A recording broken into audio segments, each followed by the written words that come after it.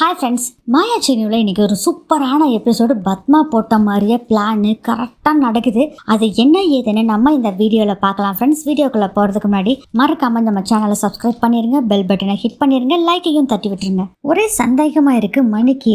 பத்மா நடந்துக்கிற பார்த்தாவே சந்தேகமாக இருக்கே, வேறு ஏதோ பிளானை போடுறாலோ என்னமோ, என்னன்னு நம்மளே போய் பார்க்கலாம் அப்படின்னு சொல்லிட்டு என்ன பண்ணுறாருன்னா பத்மா கிட்ட போய் பேசுகிறாரு. என்ன மாயாவுக்கு தோசையெல்லாம் ஊற்றி கொடுத்த போல இருக்கு? ஆமாங்க. எத்தனை தோசை சாப்பிட்டா தெரியலைங்க, அவ வயிற்றுக்கு தகுந்த மாதிரி சாப்பிட்டாங்க அப்படின்னு சொல்றாங்க. சரி சரி, என்ன வழக்கத்துக்கு மாறா ரொம்ப சந்தோஷமா இருக்க? ஏங்க சந்தோஷமா இருக்க கூடாதா?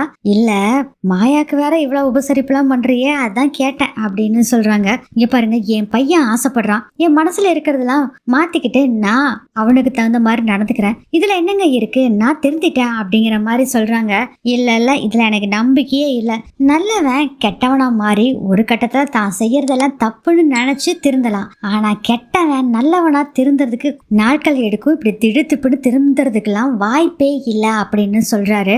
ஏங்க, நான் சொல்றது எதுவுமே நீங்க நம்ப மாட்டேங்க. என் பையனுக்காக தான் நான் மனசு மாறி இருக்கேன். என் பையன் நல்லா இருக்கணும்னு நினைக்கிறேன். நான் சொல்றது இதுதான். நீங்க நம்புனா நம்புங்க, நம்பாட்டி போங்க, நான் போறேன் அப்படின்னு சொல்லிட்டு அங்க இருந்து பத்மா கிளம்புறாங்க. இருந்தாலும் மணிக்கு ரொம்ப சந்தேகமா இருக்கு. இது ஏதோ ஒரு உள்குத்து இருக்கு, ஏதோ ஒன்ன பிளான போட்டுட்டு இருக்காங்க அப்படின்னு தெரிஞ்சுக்கிறாரு. ஆனா என்ன பிளான் தான் இவருக்கு தெரியல. அடுத்தது மாயா காமிக்கிறாங்க. மாயா அப்படி வர்றாங்க. சாரும் மேக்கப் பண்ணிட்டு இருக்காங்க. அப்ப மாயா சொல்றாங்க, நான் இதுக்காக தான் எதிர்பார்த்திருந்தேன், எனக்கு ரொம்ப சந்தோஷமா இருக்கு. முதல்ல எங்கனால தான் உனக்கு இந்த கல்யாணம் நின்னுச்சு, நான் கில்ட்டில இருந்தேன், இப்போ எனக்கு சந்தோஷமா இருக்கு அப்படிங்கிற மாதிரி சொல்லிட்டு இருக்காங்க. அதை பார்த்து சிரிச்சுக்கிட்டே சாரு மனசுக்குள்ள மைண்ட் வாய்ஸ் ஓடிட்டு இருக்கு. நீ என்ன வேணாலும் பேசிக்கிட்டே, இன்னைக்கு பாரு எனக்கும் சீனுக்கும் தான் கல்யாணம் நடக்க போகுது அப்படின்னு நினைச்சிட்டு இருக்காங்க. சரி, கீழே கூப்பிடுறாங்க, வா போலாம் அப்படின்னு சொல்லி மாயா சொல்றாங்க. அடுத்ததே கீழே காமிக்கிறாங்க. எல்லாரும் வீட்டுல உட்காந்துருக்காங்க. அப்போ ஜானகி பத்மா கிட்ட எல்லாத்திட்டே கேக்குறாங்க, எல்லாம் ரெடி பண்ணி வச்சுட்டீங்களா அப்படின்னு கேக்குறாங்க. ரெடி பண்ணியாச்சு, ஒண்ணும் இல்ல, எல்லாமே ரெடி தான் அண்ணி அப்படின்னு சொல்றாங்க. திடீர்னு ஒரு கார் சவுண்டு கேக்குது. கார்ல இருந்து இறங்கி வருது லிங்கமும் அவங்க ஒய்ஃபும். ஒய்ஃப் கேக்குறாங்க, மாப்பிள்ள ஒருவேளை பிடிச்சிருச்சுன்னு சொல்லிட்டு நம்ம என்னங்க பண்றது? ஏய், நம்ம பொண்ணை பத்தி தெரியாதாடி, அவ ஏதாச்சும் ஒரு கண்ணி வெடி வச்சிருப்பா அப்படின்னு சொல்லும் போதே கரெக்டா அங்க சிவா வர்றாரு. என்ன வெடி கிடின்னு பேசிட்டு இருக்கீங்க அப்படின்னு சொல்லும் போதே, அது ஒண்ணு இல்ல தம்பி, மாப்பிள்ளை வீடு வர்றாங்கல்ல, அதனால ஏதாச்சும் வெடி வைக்கலாமான்னு யோசனை பண்ணேன் அப்படின்னு சொல்றாங்க. ஏங்க அதெல்லாம் வேணாங்க, பொங்கல் தீபாவளி இது மாதிரி வைக்கிறதுக்கு இப்ப எதுக்கு அப்படின்னு சொல்லிட்டு வாங்க கூட்டிட்டு போறாங்க உள்ள. அப்ப சாருவை கூட்டிட்டு வர்றாங்க. மாயாவும் தனாவும் சாருவை பார்த்து ரொம்ப சந்தோஷப்படுறாரு. அம்மா மகாலட்சுமி மாதிரி இருக்க அப்படின்னு சொல்லிட்டு இருக்கும் போதே பாத்தீங்கன்னா கரெக்டா மாப்பிள்ளை வீடு வந்துடுறாங்க. மாப்பிள்ளை வீடு வந்துட்டாங்க போல இருக்கேன்னு சொல்லி வாங்கன்னு கூப்பிட்டு உள்ளுக்குள்ள வரவேற்று உட்கார சொல்றாங்க. மாப்பிள்ளோட அப்பா அம்மா யாருமே உட்கார மாட்டேங்கிறாங்க, நின்றுட்டே இருக்காங்க. என்னங்க பிரச்சனை அப்படின்னு கேட்கும்போது, இல்லைங்க, இந்த ஊருக்கு வரவரலும் ஒன்றும் இது இல்லை, இந்த ஊருக்கு வந்த பின்னாடி தான் பிரச்சனையே அப்படின்னு சொல்றாரு. மாப்பிள்ளையோட அப்பா என்னாச்சு அப்படிங்கும் போதே, எங்களுக்கு இந்த பொண்ணு பிடிக்கலைங்க அப்படின்னு சொல்றாங்க. வேண்டாம் அப்படிங்கிற மாதிரி சொல்றாங்க. அதை கேட்டோடனே பயங்கர கோவம் வந்துடும் சிவாக்கு. எதுக்கு பொண்ணு பிடிக்கலன்னு சொல்றீங்க? இப்பதானே பொண்ணு பார்க்க வந்திருக்கீங்க அப்படின்னு சொல்றாங்க.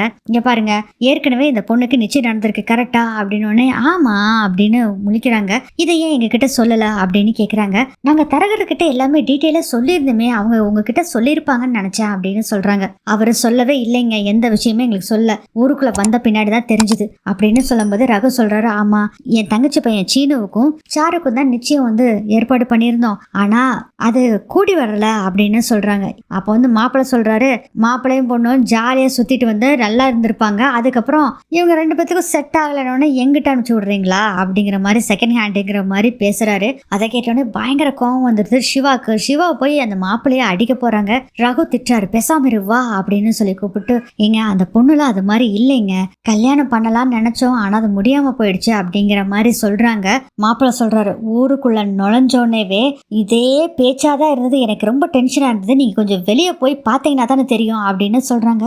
என்ன சொல்றாங்கன்னே தெரியல. உடனே என்ன பண்றாங்கன்னா, சிவா, சீனு, மணி 3 பேரும் வெளியே போய் பாக்குறாங்க. பார்த்தா வீடு ஃபுல்லா, ஊரு ஃபுல்லா எல்லா போஸ்டர் ஒட்டியிருக்கு. சீனுவுக்கும் சாருவுக்கும் கல்யாண வாழ்த்துக்கள் இப்படின்னு சொல்லி வருத்தப்படாத வாலிபர் சங்கம் மாதிரி அங்க ஒரு சங்கத்தை வச்சு அவன் போஸ்டர் ஒட்டி வச்சிருக்கிறான். இதை பார்த்தோன்னே அவங்களுக்கே ஷாக்கா இருக்கு. என்னமாமா, எவனோ ஒருத்தன் பிடிக்காதவன் இது மாதிரி பண்ணிட்டான் போல இருக்கு அப்படின்னு சொல்றாரு சிவா. என்னாச்சுடா சிவா அப்படின்னு வீட்டுக்குள்ள போனோன்னு கேக்குறாங்க. ஆனா ஏற்கனவே நம்ம அந்த கல்யாணத்துக்காக வெட்டிங் ப்ரீ ஷூட் பண்ணோம்ல, அதுல எடுத்த போட்டோவை போட்டு போஸ்டர் போட்டிருக்கானுங்கண்ணா அப்படின்னு சொல்லி சிவா சொல்றாரு. அதை கேட்டுட்டு எல்லாரும் பயங்கர ஷாக்கா இருக்காங்க. ஊரு ஃபுல்லா அந்த போஸ்டர் ஒட்டியிருக்காங்க. அப்படிங்கிற விஷயத்தையும் சொல்றாங்க. அப்படின்னு சொல்லும்போது, இல்லைங்க, என் அண்ணன் வந்து மாப்பிள்ளையோட அப்பா கேட்குறாரு, கல்யாணம் தான் நின்றுச்சுல்ல, அப்புறம் எதுக்கு இந்த பொண்ணை வீட்டில் வச்சுட்டு இருக்கீங்க இன்னும் அப்படின்னு கேட்கும்போது சிவா சொல்றாரு, இந்த பொண்ணுக்கு கல்யாணம் பண்ணி வைக்கிறேன்னு சொல்லி ஏன் அண்ணன் பொறுப்பேற்றுக்கிட்டாரு, அதனால தான் அப்படின்னு சொன்னோடனே மாப்பிள்ளை சொல்றாரு, உங்க வீட்டில் வேண்டான்னு கழிச்சதை என் தலையில கட்ட பார்க்குறீங்களா அப்படின்னு சொன்னோடனே பயங்கர கோவம் வந்துடுது. சிவா போய் அடிக்க போறாரு. ரகுராம் கொஞ்சம் பேசாம இருன்னு சொல்றாங்க.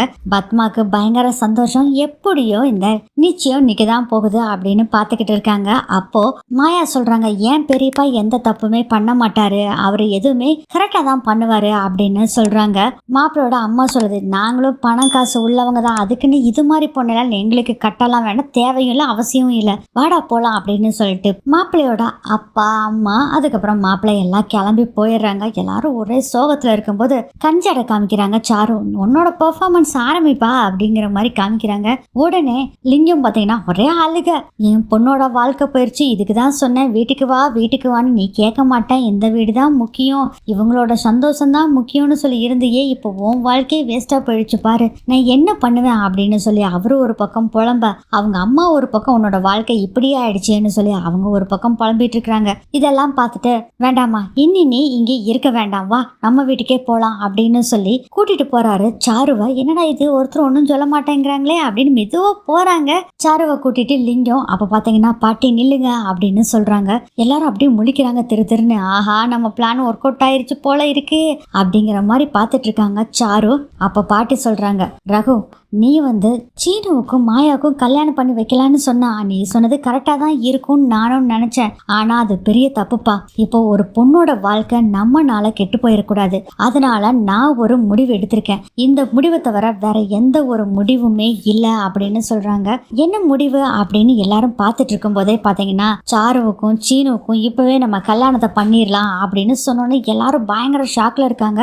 மாயாவுக்கும் சீனுவுக்கும் தான் பயங்கரமான ஷாக், என்னடா நடக்குதுங்க அப்படின்னு முழிச்சிட்டு இருக்காரு. இதெல்லாம் வேற பத்மா என்ன பண்றாங்கன்னா, வேக வேகமா போய் சாமி ரூம்ல மஞ்சள் கிழங்கு மஞ்சள் கயிறெல்லாம் எடுத்து கட்டி ரெடி பண்ணி வச்சிடுறாங்க. பாட்டி வேண்டாம் பாட்டி அப்படின்னு சீனவும் சொல்றாங்க, ஆனா கேட்க மாட்டேங்கிறாங்க. பாட்டி வான தரன்னு இழுத்துட்டு போய் சாமி ரூம் முன்னாடி நிறுத்தி, சாரு கழுத்துல கட்டுறா தாலியா அப்படின்னு சொல்றாங்க. பாட்டி பயங்கர ஷாக்கா இருக்காங்க. மாயா ஜாட காமிக்கிறாங்க, வேண்டா சீனு தாலி கட்டிராத, சீனு தாலி கட்டிராத அப்படின்னு மாயா சொல்றாங்க. சீனுவுக்கு என்ன பண்றதுன்னே தெரியல, பயங்கர டென்ஷன்ல இருக்கிறாரு. இதோட இந்த எபிசோட் முடியுது.